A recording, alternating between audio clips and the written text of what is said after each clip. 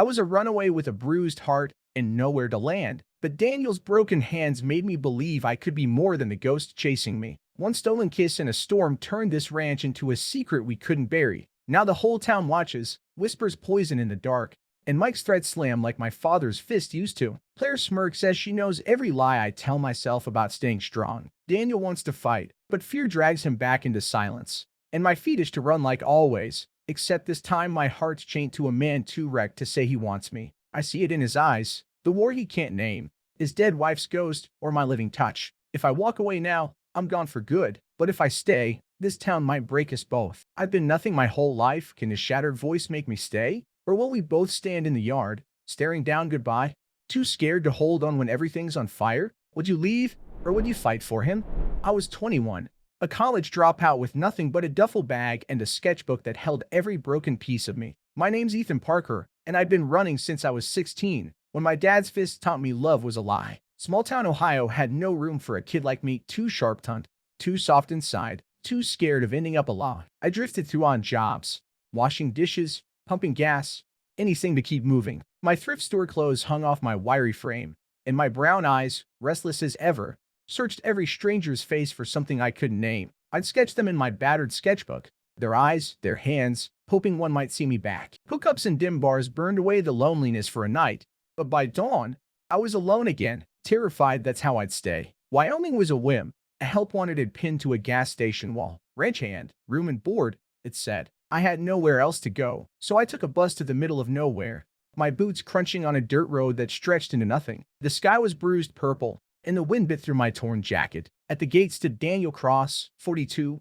broad-shouldered, with gray creeping into his dark hair. His flannel stretched tight across his chest, and his calloused hands looked like they'd carved the earth itself. His blue eyes, cold and sharp, sized me up like I was trouble he didn't need. You the kid. His voice was gravel, rough from disuse. Ethan, I said, forcing a grin. Heard you need help. He snorted, arms crossing. I don't need trouble. You ever work a ranch? Nope, but I'm not useless. My sarcasm slipped out, a reflex. His eyes narrowed. We'll see. It in the truck. The ride to the ranch was silent, the truck rattling over ruts. I stole glances at him, his jaw tight, knuckles white on the wheel. He smelled of leather and whiskey, and something about him hit me hard. Not want, not yet, but a pull, like he was carrying a weight I knew too well. My sketchbook pressed against my thigh, and I wondered what the hell I was doing here. The bunkhouse was a bare room. Cot, sink, one flickering bulb. Daniel tossed keys on a rickety table. Work starts at dawn. Horses, stalls, fences. Don't be late. Got it, I said, dropping my back. He paused in the doorway, his frame blocking the light. For a second, his eyes softened, like he might speak. Then he turned and left. Sleep wouldn't come that night. The silence was too heavy, pressing my chest. I opened my sketchbook, my pencil tracing Daniel's face, those sharp cheekbones, that guarded stare. My dad's voice hissed in my head. You're nothing. I gripped the pencil until it snapped. I wasn't here to feel. I was here to survive. At dawn, Daniel was outside, a thermos in hand. You're late, he said, not looking up. By 2 minutes, I shot back, rubbing my eyes. 2 minutes means hungry horses. He shoved a pitchfork at me. Start there. I worked, manure stinging my nose, muscles burning. Daniel watched, correcting my grip, his voice sharp but steady. His hand brushed mine once, adjusting the pitchfork, and my skin prickled. I cursed myself for noticing. He was just some gruff rancher, probably straight, probably hating me already. By noon, I was soaked in sweat. Daniel tossed me a water bottle. Not bad, kid, he said, almost soft. Keep up. Our fingers grazed as I caught it. His touch lingered, and his eyes met mine. Unreadable. My stomach flipped. Thanks, I muttered, turning away. I didn't need this. A spark, a risk, a mistake. That afternoon, a truck pulled out. A woman stepped out, mid-30s, sharp-eyed, holding a clipboard. Daniel, feed orders due, she said. All business. This was Claire, the bookkeeper. She glanced at me, her smile fanned. New guy? Hope you're tougher than the last. Ethan, I said, nodding. Her eyes lingered, like she was measuring my worth. Claire keeps us afloat, Daniel said, his tone flat. Don't cross her. She laughed, cold. Listen to him, kid. I decide if you get paid. My gut twisted. Something about her felt wrong, like she saw too much. Daniel didn't notice, already heading to the barn, barking orders. I followed, my sketchbook heavy in my pocket, my thoughts heavier. I didn't know what Daniel was hiding, but I felt it. And worse, I wanted to know. That night, over burnt beans and whiskey, Daniel sat across from me at a scarred table. He poured me a shot, his eyes catching mine too long. Why'd you come here? He asked, voice low. I shrugged, throat tight. Needed a change. He leaned closer, his breath more. You running from something? I froze, my hand brushing his as I reached for the glass. The touch was electric, dangerous. I pulled back, heart pounding. Aren't we all? I said, forcing a laugh. He didn't smile, just watched me, like he saw every crack I hit. I stood, muttering about sleep, and fled to the bunkhouse. My sketchbook fell open, Daniel's face staring back. I slammed it shut, cursing the pull in my chest. This was trouble, and I was already in too deep. The next week blurred into a rhythm of sweat and silence. I woke at dawn, muscles sore from hauling hay and mending fences, but the work kept my thoughts from spiraling. Daniel was always there, watching, correcting, his voice gruff but steady. His presence was a weight I couldn't shake, like a stone in my chest. I told myself it was nothing, just a job, just a man, but every time his eyes caught mine, my pulse betrayed me. I'd turn away, cursing the heat in my face, sketching his hands in my book at night to purge the feeling. It didn't work. One morning, we were in the barn, stacking bales.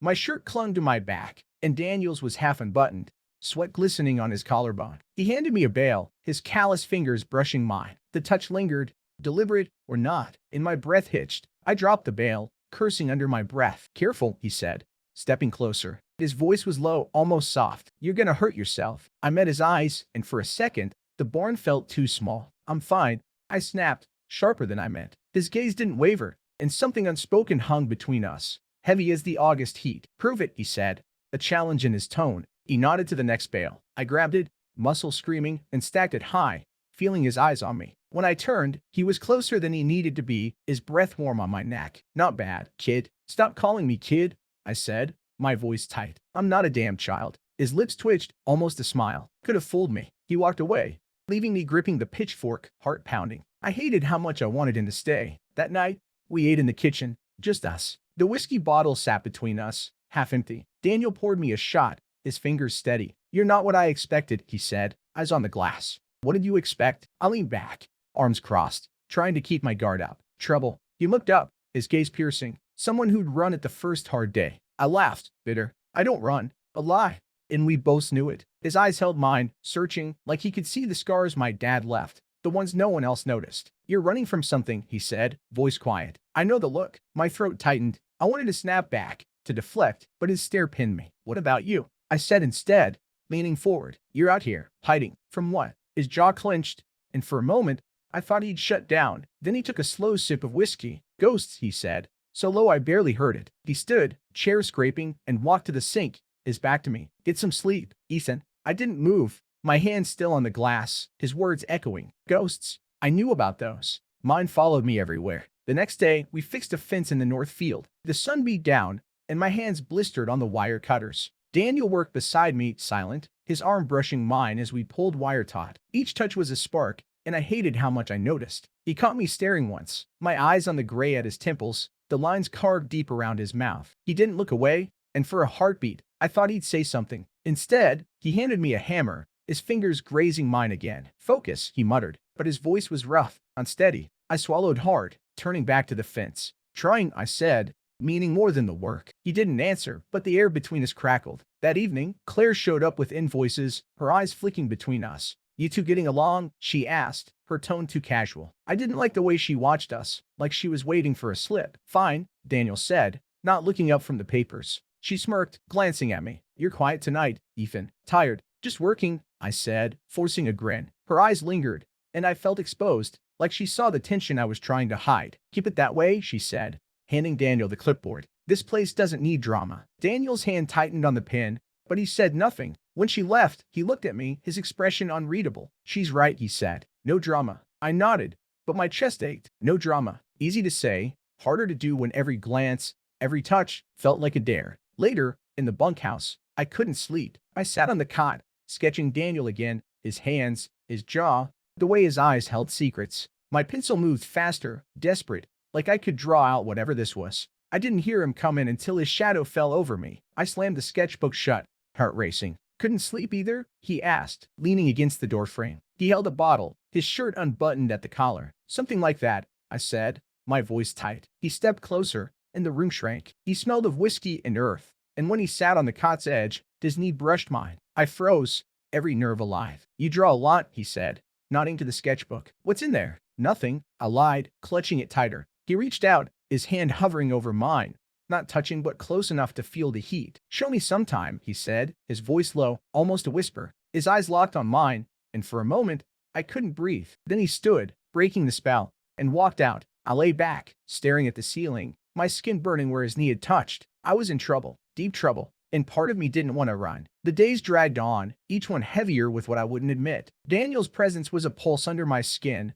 Every glance, every accidental brush of his arm, set my nerves on fire. I told myself to stop, to focus on the work, but my sketchbook betrayed me, pages filling with his eyes, his hands, the way his jaw tightened when he thought no one saw. I was slipping, and the fear of it gnawed at me. I'd spent years running from feelings like this, from wanting someone who could break me. But Daniel wasn't just anyone. He was a locked door, and I was desperate for the key. One evening, a storm rolled in, the kind that turned the Wyoming sky black and angry. Rain pounded the barn roof as we finished chores, the air thick with damp hay and tension. Daniel was soaked, his flannel clinging to his shoulders, and I couldn't stop staring. We were alone, the horses snorting softly in their stalls. He handed me a towel, his fingers grazing mine. The touch was deliberate this time, and my breath caught. "You're shivering," he said, his voice low, closer than it needed to be. He stepped forward, and the space between us vanished. His eyes searched mine, heavy with something unspoken. "I'm fine," I lied, my voice barely steady. My heart pounded,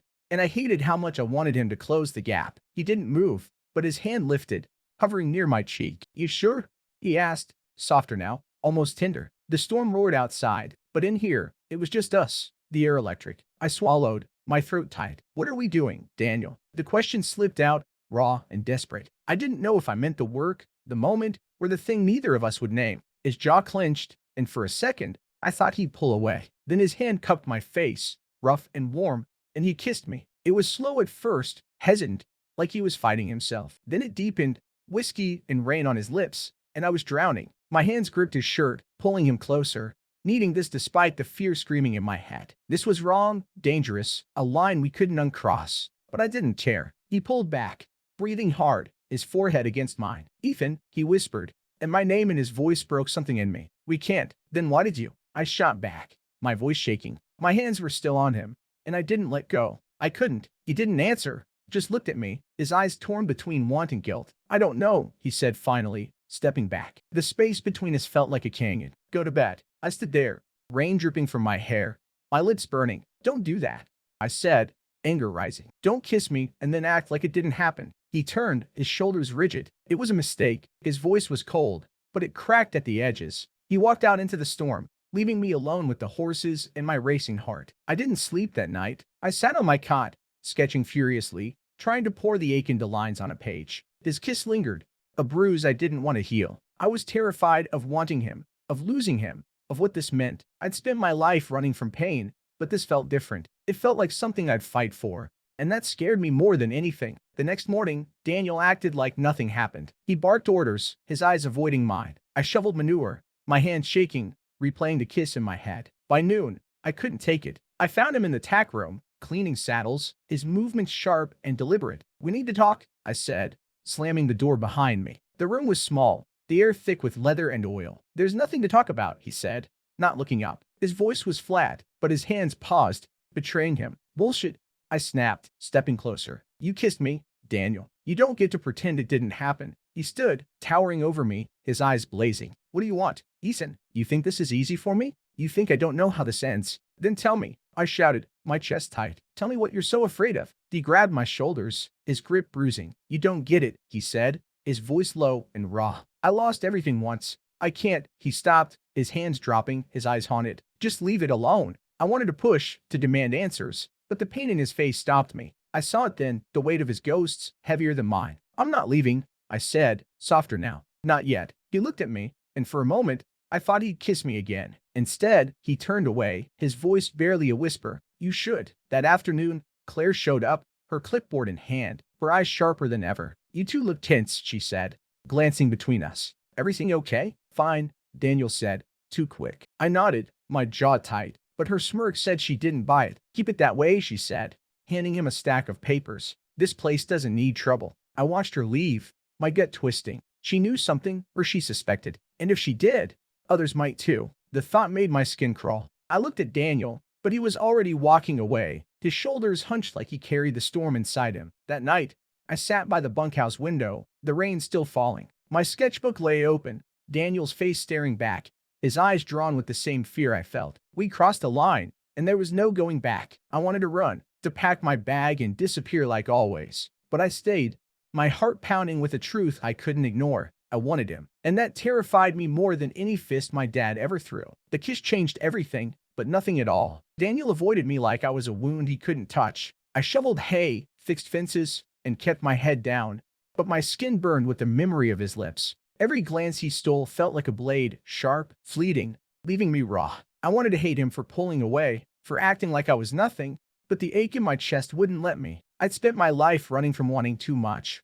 but here I was, stuck on a ranch with a man who made me feel everything I tried to bury. It was a Tuesday when trouble showed up. The sun was low, painting the fields gold, when a truck roared into the yard. Mike Reynolds, a neighboring rancher, climbed out, his boots heavy on the gravel. He was late 40s, broad as Daniel, with a weathered face and eyes that missed nothing. I'd seen him once before, delivering feed, his handshake firm but his smile cold. Today, he wasn't smiling. "Daniel," he called, striding toward the barn where we were stacking bales. I wiped sweat from my brow, my gut twisting at his tone. Daniel straightened, his face unreadable. "Mike," he said, nodding. "What's up?" Mike's eyes flicked to me, narrowed. "Heard you got a new hand. Thought I'd check in." His voice was casual, but it carried an edge, like he was sniffing out a lie. I kept working, my hands tied on the pitchfork. "Ethan," I said, meeting his gaze. "Just doing my job." Mike didn't blink. "Sure you are." He turned to Daniel, lowering his voice. "You okay out here? Folks are talking." Daniel's jaw tightened. "Talking about what?" Mike stepped closer, his voice a growl. "About you. In him. People notice things, Dan. You're not as careful as you think." My heart stopped. I gripped the pitchfork harder, my knuckles white. Daniel's face went stone cold, but his eyes flicked to me, just for a second. "There's nothing to notice," he said, his voice flat. "He's a worker. That's it." The words hit like a punch. I wanted to scream, to call him a liar, but I stayed silent, my chest burning. Mike didn't buy it, his smirk saying as much. "Hope so," he said. "You don't need more trouble. Not after Sarah." Daniel flinched, like the name was a blade. Sarah, his wife, the ghost he carried. I didn't know the story, but I felt its weight in the way his shoulders sagged. Mike clapped a hand on Daniel's arm, a gesture that looked friendly, but felt like a warning. "Just watch yourself," he said, glancing at me. "And you, kid, don't stir shit up." I forced a grin, my voice sharp, not planning on it. Mike left, his truck kicking up dust. Daniel didn't look at me, just grabbed a bale and threw it onto the stack with enough force to split the wood. "Get back to work," he snapped. I didn't move. "What the hell was that?" I asked, my voice low, shaking. "You just let him." "Let him what?" Daniel whirled on me, his eyes blazing. "You think I can just fuck, Ethan? You don't get it. This town talks. They judge. I've got enough eyes on me without you making it worse." "Me?" I stepped closer, anger boiling over. "You kissed me, Daniel. You started this." He grabbed my arm, his grip bruising. "And I ended it," he said, his voice raw. "This can't happen. Not here. Not with me." I yanked free, my heart pounding. "Then why do you keep looking at me like that? Like you wanted to?" He froze, his breath uneven. For a second, I thought he'd admit it. Then he turned away, his voice barely audible. "Pack your shit, Ethan. You're done here." The words knocked the air from me. "You're serious?" I asked, my voice breaking. He didn't look back. Go. I stumbled to the bunkhouse, my hands shaking as I shoved clothes into my bag. My sketchbook fell open, Daniel's face staring up at me, all those lines I'd drawn in secret. I wanted to rip them out, to burn every trace of him, but I couldn't. I slammed it shut and walked out, my boots heavy on the dirt. Claire was in the yard,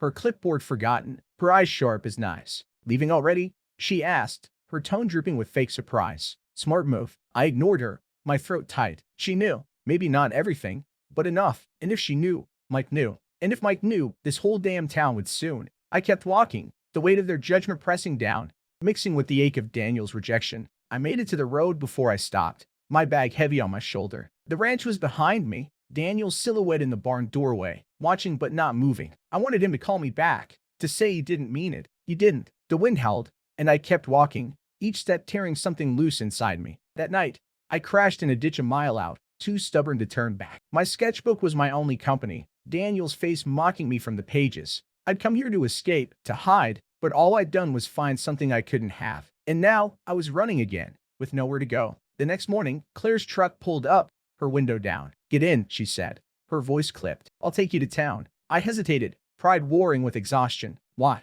I asked, suspicious. She smirked. "Because Daniel's too soft to do it himself, and I don't want you coming back." I got in, my jaw tight. As we drove, she glanced at me, her eyes cold. "Your trouble, Ethan. Always were. Stay gone." I didn't answer, my heart pounding with anger and hurt. Daniel's words echoed. "You're done here." But his eyes had said something else, something he wouldn't admit. And that was the worst part. I still wanted him to. The truck rattled toward town, Claire's silence louder than the engine. My bag sat heavy on my lap, my sketchbook digging into my thigh. I kept seeing Daniel's face, those blue eyes, torn between want and fear, telling me to go. I wanted to hate him, to burn every sketch I'd made, but my chest ached with the truth. I was still hooked, still desperate for him to see me. Claire's smirk said she knew, and that made it worse. I was trouble, she'd said. Maybe she was right. We hit the edge of town, a cluster of low buildings under a gray sky. Claire pulled over near a diner, her hands tied on the wheel. "This is your stop," she said, her voice cold. "Don't come back, Ethan. You don't belong here." I clenched my jaw,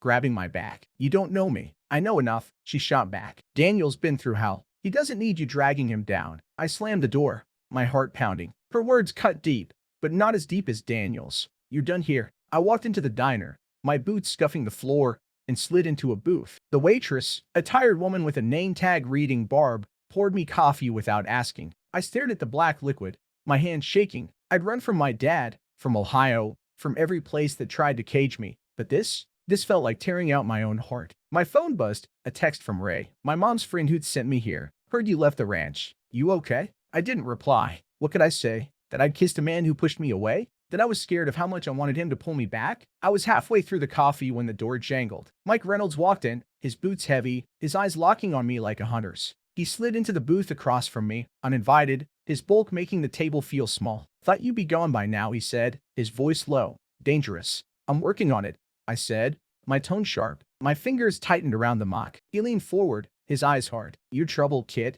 I saw how you looked at him, how he looked at you. Daniel's got enough ghost without you adding to him." My stomach twisted. "You don't know shit," I snapped, but my voice shook. He was too close to the truth. "I know Daniel," he said, his voice like gravel. "I was there when Sarah died. Watched him break. He don't need you messing with his head." I flinched at her name, the same way Daniel had. "I'm not messing with anything." I lied, my throat tight. "He told me to leave. I'm leaving." "Good," Mike said, but his eyes didn't soften, because folks around here talk, and they don't take kindly to whatever you two got going. The words landed like a threat. I wanted to swing at him, to scream that it wasn't his business, but fear stopped me. This town was small, and I'd felt eyes on me before, judging, waiting for me to slip. I stood, tossing a crumpled bill on the table. "I'm gone," I said, shouldering my back. Outside, the wind was cold, biting through my jacket. I walked, no plan, no destination, just the need to move. My sketchbook burned in my bag, every drawing of Daniel a reminder of what I'd lost. I'd been stupid to think I could stay, to think someone like him could want someone like me. My dad's voice echoed, "You're nothing." For once, it felt true. I didn't hear the truck until it slowed beside me. Daniel. His window was down, his face tight with something I couldn't read. "Get in," he said, his voice rough. I stopped, my heart racing. "What?" "You told me to go." He gripped the wheel, his knuckles white. "Just get in, Ethan." I wanted to walk away, to keep running like always. But my feet betrayed me, and I climbed in. The cab was warm, smelling of leather and him. We drove in silence, the road stretching into the dusk. My hands shook, anger and mead warring inside me. "Why'd you come after me?" I asked finally, my voice low. "You said we were done." He didn't look at me, his jaw tight. "I don't know," he said, and the honesty in his voice hurt more than his rejection. "I just couldn't let you walk away like that." "Then what do you want?" I snapped, turning to him. "You kissed me.